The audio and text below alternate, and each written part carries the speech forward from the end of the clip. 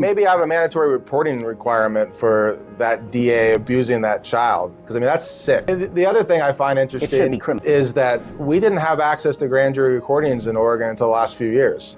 So it used to be you'd have to just go to trial and not know what they're going to say because the DAs weren't writing down notes. You demand the grand jury note, and we wouldn't get them. You have to show that they were exculpatory. I mean, there was like the crazy holes in the data set.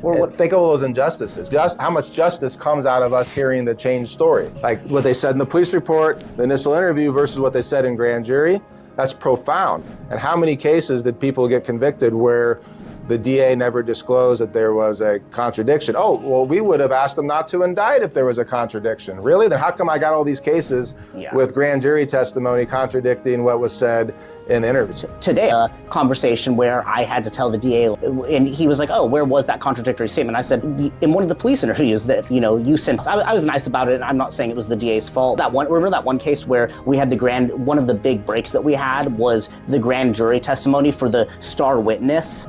I had listened to the police interview right before that, and so many facts had changed, so many gigantic facts that couldn't have changed. I was floored, but without that grand jury hearing. Yeah, but the thing is, I wouldn't have known. The DA may not have known about the discrepancies because things happen so fast, they got so many cases, and if the cops aren't in the room in the grand jury to say, oh wait, that was different. So there's actually kind of a knowledge information gap in the grand jury process due to the speed of getting indictments when someone is in custody, right? So I mean, it's a broken system, and it's our job as advocates to alert them of it. I was gonna say, that's why it's so important for people to have a defense lawyer who's gonna look into every claim. Because as you said, I mean, there are a lot of prosecutors who are acting in completely good faith who, either they miss something or they don't even have access to the police interview. They go and get the indictment. Just getting an indictment isn't the same thing as convicting somebody, so it's a much lower standard of proof. It's not always malice. Sometimes it's just,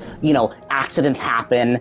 Sometimes it's incompetence. Sometimes it's a small mistake. Sometimes it's just not having information at the same time. But you can imagine it could lead to nightmarish, horrible situations when it's not correct. Then we're stuck with the question of, do we let the DA know that there's this gaping hole in their case? So now you got to know the personality of the DA. Are they a truth seeker, or are they a true believer that is just going to say, one of the symptoms of child sex abuse is they'll change their story over and over again, or one of the symptoms of having PTSD is your story changes for an adult victim. It's people believe that. Or if they're even worse and they don't care whether somebody's innocent or guilty, they want a conviction for the sake of their career, or because they're. I always give them the benefit of the doubt, and I think they're just not critical thinkers, and that their brain just has playing devil's advocate.